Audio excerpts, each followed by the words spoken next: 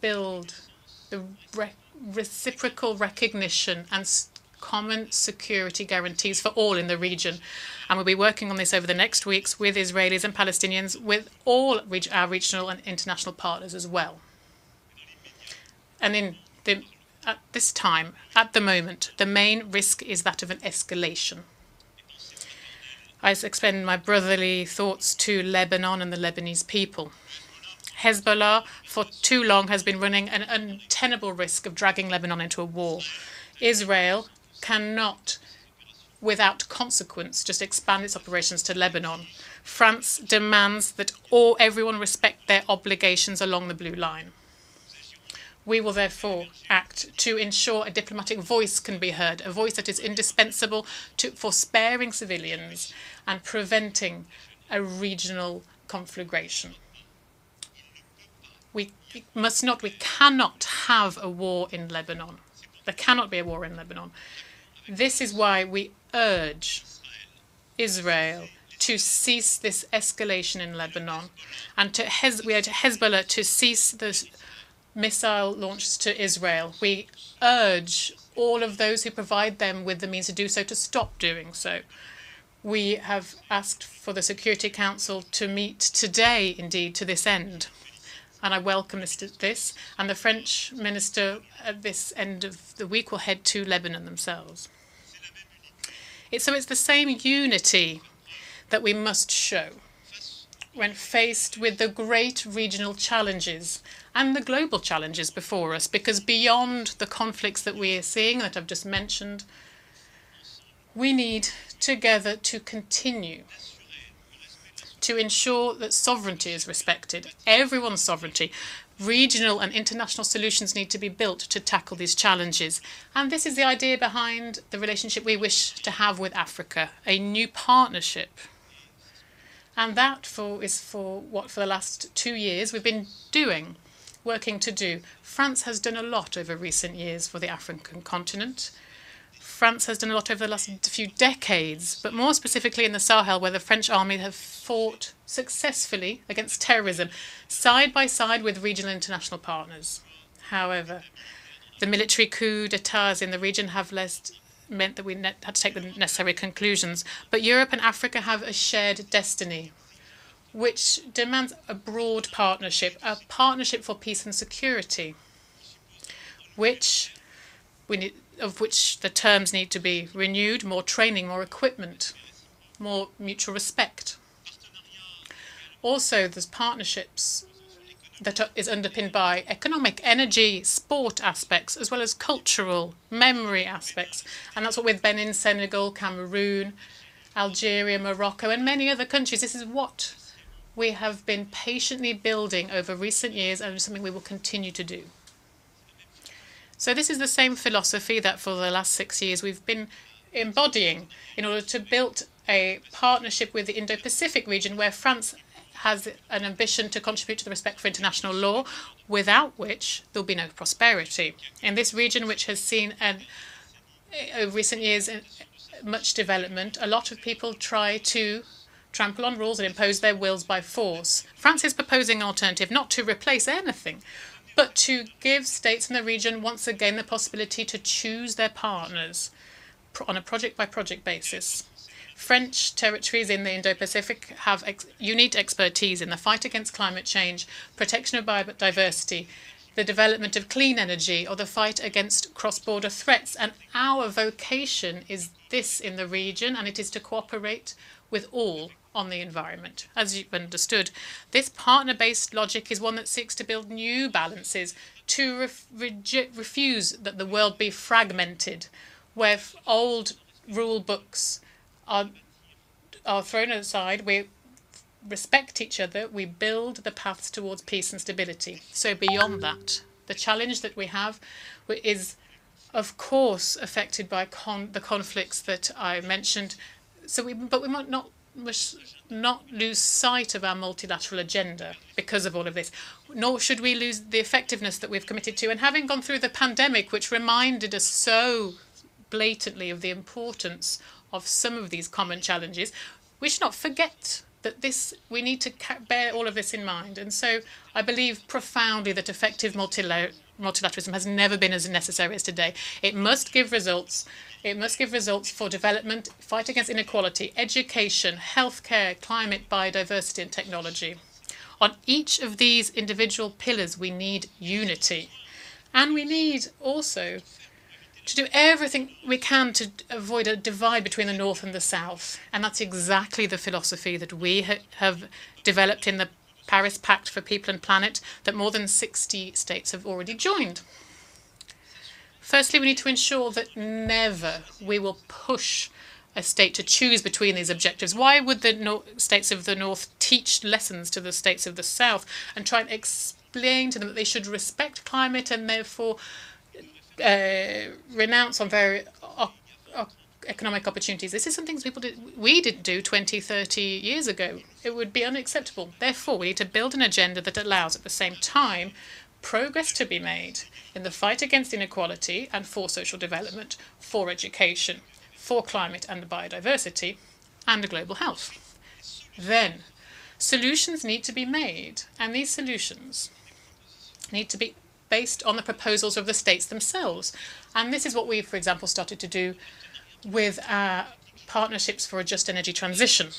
Not having one size-fits-all solution for all from capitals where we go to inspect countries and ask them to all follow exactly the same recipe.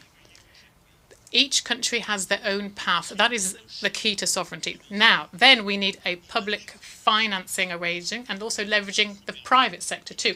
And that meant that this is what allowed us 3 years ago to properly support the IMF's special drawing rights and to obtain the reallocation of more than 100 billion special drawing rights for the benefit of the countries who need that most urgently, particularly in Africa. This was a silent revolution, but it was crucial.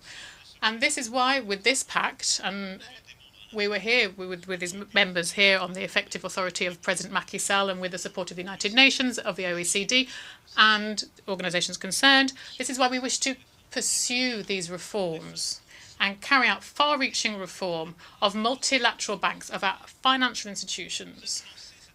We launched this objective for shared financing, bringing together development banks from across the world, including those whose agendas aren't quite aligned. We need to work on this common financing agenda so that we can meet the objectives that I mentioned. And we together, and I hope in the months to come, as soon as then, we will be able to carry out this reform of the World Bank and the IMF, firstly to renew its membership. These institutions were built at a time when many of you weren't independent.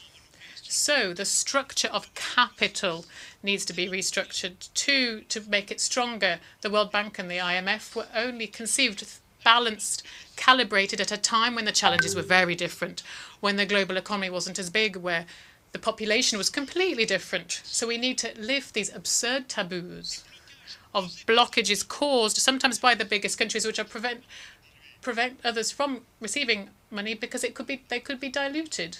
We need to give the capacity to act to these institutions so that they can then fund that countries of the South need. And this reform is of imperious necessity for our credibility as a whole. And I'm saying to all of the richest countries and those who are around us on the table, if you decide not to do that, well, you'll see in the next few years, you'll see an alternative order emerge. They will forget your agenda. If you decide not to do this, and then we will be accused of cynicism and hegemony, and perhaps not wrongly. This reform of financial multilateralism is indispensable to address these challenges. We also need to pursue our climate biodiversity agendas too. We have upcoming COPs, very important, all of them, and France will play its part, particularly with Costa Rica convening for the United Nations an important meeting for oceans in Nice in June 2025. Here we'll have the UN Oceans Conference.